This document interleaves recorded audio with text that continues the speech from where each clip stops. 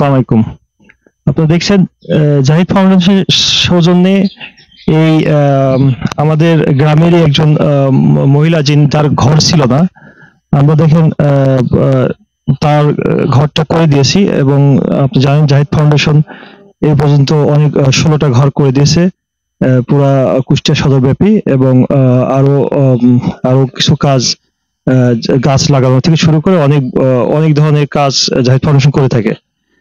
আমি শুনবো আমাদের এলাকার যারা মুরব্বী আছে তাদের কথা শুনবো, কাজটা কেমন হয়েছে। সুন্দর, একজন গৃহহীন তার গৃহের ব্যবস্থা হয়েছে।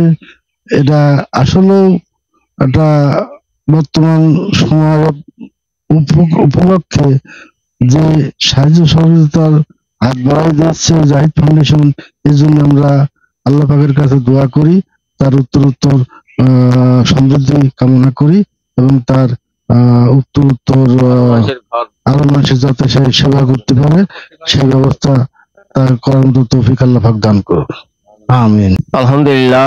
এই মহিলার আমারই একটি সম্পর্কে বিটার বোন, তেনার ঘর ছিল না, তার একটি ঘরের ব্যবস্থা করেছেন, তাই আমি আল্লাহ পাকের কাছে দোয়া করছি যে এইভাবে যেন আরো লোকের ঘরের ব্যবস্থা করতে পারে। এটা খুবই ভালো সুন্দর কাজ। এইভাবে যদি কাজ করে অনেক মহিলা যাদের গৃহ নাই, ঘর নাই, তাদের ঘরের ব্যবস্থা করে দেয়, তাহলে আল্লাহর রহমতে ভালোই হয়। আলহামদুলিল্লাহ।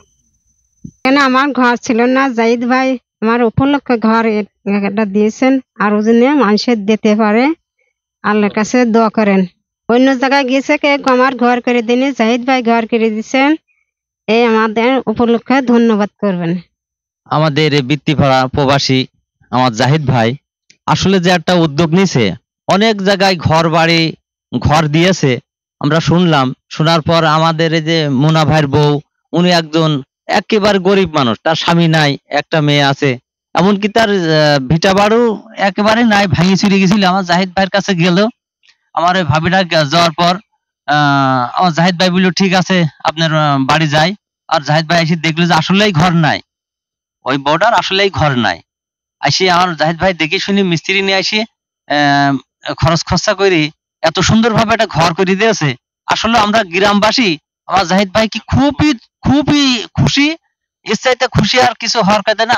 আরো অনেকের এরকম ঘুরি দেখছে যে কারোর যদি ঘর না থাকে আমার জাহিদ ফাউন্ডেশন থেকে ঘর করে দেবে, এই বলে জাহিদ ভাইকে ধন্যবাদ জানাই। আসসালামু আলাইকুম।